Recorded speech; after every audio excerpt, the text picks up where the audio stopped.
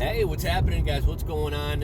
YouTube, you guys have tuned into Rules for Rebels, and what I thought would be an interesting topic for today's video, and I would love your guys' input. I'd love to hear from many of you guys, especially if any of you guys own brick and mortar retail establishments, even restaurants and things like that. Obviously, we're going to have a lot of businesses, period, going out of business, but especially brick and mortar, I think, has been hit harder. You know, businesses that are entirely e-commerce, they have a lower cost of operating, right? They're not paying rent. People, regardless of whether your item is something that people are buying right now when they're worried about money and during this pandemic and everything, regardless of that, at least you have the ability to sell online. And also you have less overhead than somebody with a brick and mortar business. And so I was kind of curious to hear from you guys. What do you think? What percentage or what number of businesses that wind up going out of business will wind up being replaced by another business? Will another business pop up in their place? And, one thing I've noticed among the crowd of people who are all for continuing to shut down and the economy doesn't really matter, it's all about people's safety, and if we save one life, it's worth ruining the economy. And I see kind of an aloof or a callous attitude that, whatever businesses go out of business, another business will just pop up and take their place. One place goes away, the community still has a need for that business. Somebody else will rise to the occasion or open a business in that place. Some other bar will fill that vacant storefront where, this bar used to be. Some other shop will open up there. And I really don't see that to be the case. I mean, think about it right now. Even if you got a steal of a deal on somebody's business who went out of business, even if a really cheap, really affordable retail storefront popped up, would you put your money on the line to open up a business right now? I certainly wouldn't. We've seen how different city governments and municipalities and states and even the federal government has reacted to this coronavirus situation, right? Like, if you would have told me a year ago, like, what do you think the chances, if Bodog had a bet, what do you think the chances are that a pandemic could shut down the entire economy in the entire world within the next 5 years? I probably would have put $10,000 down to win $100 that wouldn't happen. Like, fuck no, that wouldn't happen. This is America. Like, 9/11 happened and we shut down for what, like a day and a half? We don't shut down, we don't cower, we don't run. And we've seen it happen. I mean, to me, this kind of sets a dangerous precedent that if we have a bad flu season, I know I'm not trying to start a debate over is COVID worse than the flu or whatever else. But if we have a bad flu season next year, the president has kind of been set that the economy can be shut down to save lives. So I think it's much more likely to happen in the future once it's happened than if it never happened. Another thing we've seen, a lot of governments have kind of overreacted and shut things down. I know, in Chicago, Lori Lightfoot has closed down the lakefront, closed down beaches, nothing's going to open. Illinois is kind of stricter than most other areas in the country. Michigan was pretty strict, pretty crazy, but Illinois is one of the worst places to be. I think Lori Lightfoot had a poor attempt at making a baseball analogy the other day, saying that we're in the fourth inning, which if we're in the fourth inning right now, you can kiss 2020 goodbye. Pritzker's got a 5-step opening plan, and essentially nothing opens until step 5. I thought Pritzker's plan was actually kind of stupid. Like, basically, even in the 5th plan, it's like gatherings, events, places can have up to 50 people, and then it goes from 50 people to completely back to normal. Like, to me, you might have a jump between 50 and fully back to normal. Like, maybe you have a jump up to like 200 people in stage 5. Maybe stage 3, stage 4 is 50 people. Stage 5 is 200 people, so we can start having weddings and things like that. It's not necessarily a music festival, but it's bigger than a group of 50 people. Like, I would have thought you would have ramped up a little bit more before going fully back to normal. But you have cities like mine who are incredibly strict, and I definitely wouldn't be starting a business, a brick and mortar business in Chicago or even Illinois. And I was watching a good live stream by Glendon Cameron last. I've been watching a lot of Glendon Cameron as I go for my runs. He always does live streams around 5, 6 at night, and that tends to be, I do a 5-mile run every night. And for most of my run, I get to watch his live stream. So he was talking yesterday about like what changes are we going to see moving forward, and he said, which I think is kind of right on point, that we're probably going to see e-commerce take up a much larger percentage of retail sales overall. So if we go back to like 2013, which in the grand scheme of things wasn't that long ago, in 2013, e-commerce made up like 5.4% or 5.6% of all retail commerce. Fast forward to 2020, this year, I think it's going to be, prior to this pandemic thing happening, it was projected to be like 12.4%. I'm guessing with the pandemic happening in February or so, and likely kind of having lasting repercussion through most of 2020, I'm guessing we're going to see that 12% jump up, 17%, 20%, which would be a huge jump, just because a lot of your local retailers and things like that aren't opening up. So your only option, sure, you can buy some stuff at Target, Walmart, etc. But if you need something from like a specialty store, like I was just over by this shop called Brew and Grow, and they sell like weed growing supplies, lights. They also sell like beer brewing stuff. I was just driving by one of those a little bit ago, and a shop like that is closed down. So like things that people may have gone and bought locally, now they, if you want to go get yourself a weed lighter, a squirrel fan, or some beer brewing stuff or wine making stuff, you're going to have to order it online. You're not going to be able to go to a shop like that right now, and likely in Illinois through the end of 2020. So I wouldn't be surprised if we see that rate of e-commerce in terms of total commerce jump up to about 20%. Obviously, e-commerce is growing in popularity. Stores like Target and Walmart, and even smaller retailers, individual Shopify stores like yours and mine, are starting to make more of a move to where brick and mortar stores are actually shipping out of their stores. We're starting to see more, what is it called? BOYOP?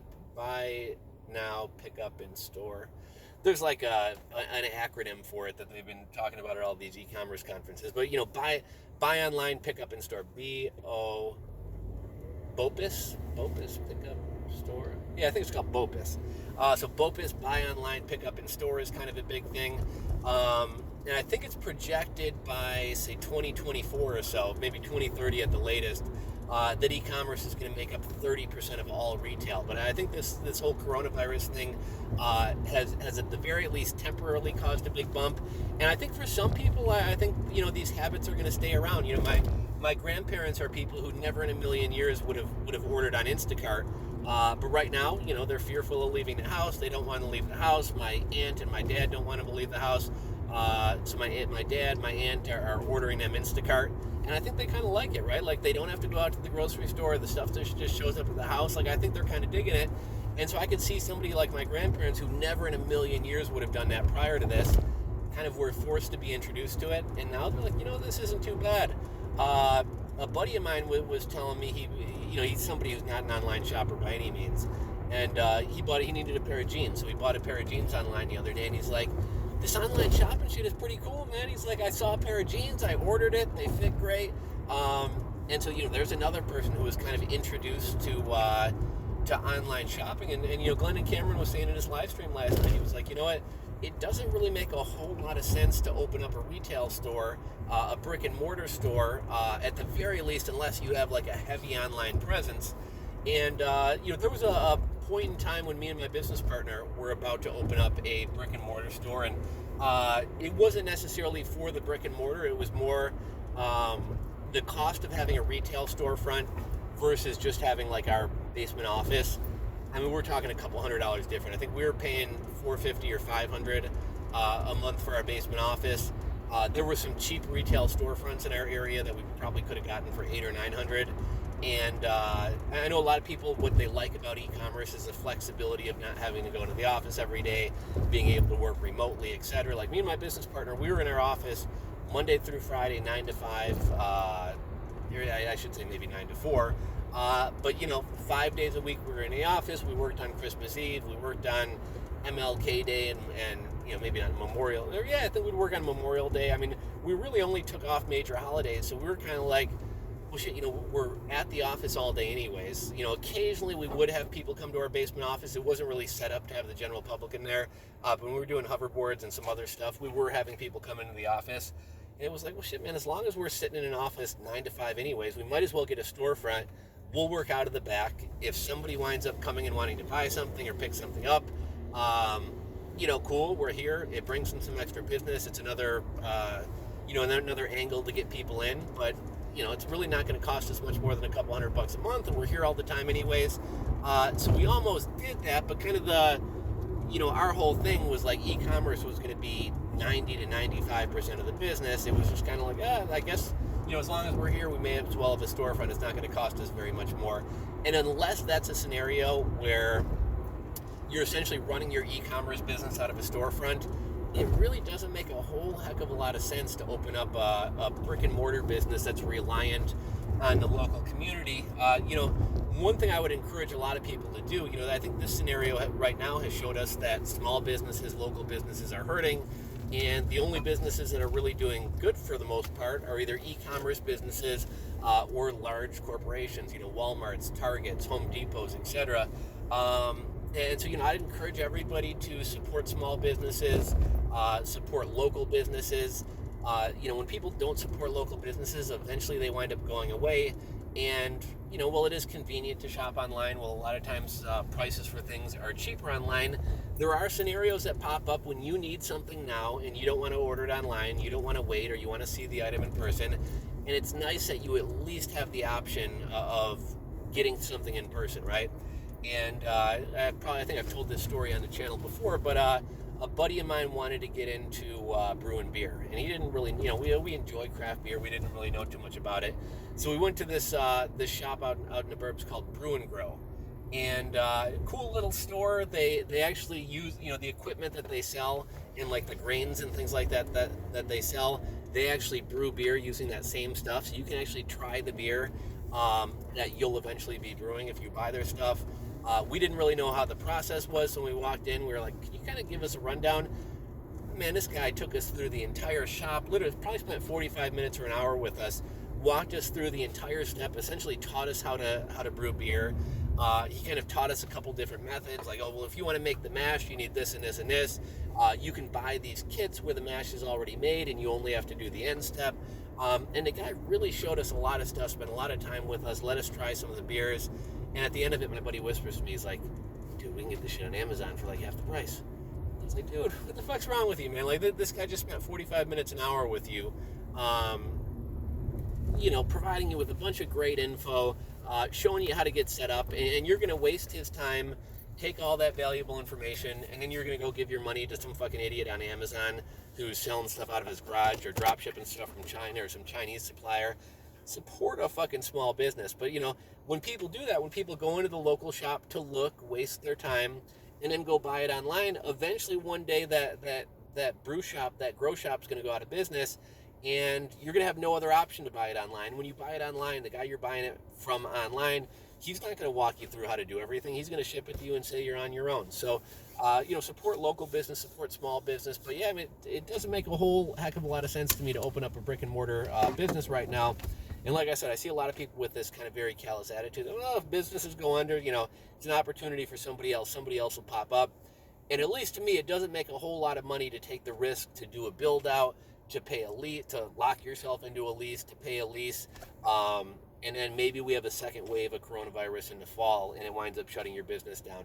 Maybe we have a bad flu season and now the president has been set that we can shut down the economy. So we wind up doing that. I'll wrap this up with another quick story. So my former business partner, we went our separate ways. He's been doing kind of like baseball cards and stuff like that. And I hadn't talked to him in probably like a year and a half. But apparently he opened up a brick and mortar shop right before all this stuff started, man. He signed a lease in a strip mall in a pretty nice area. So I'm guessing his rent cost a pretty penny.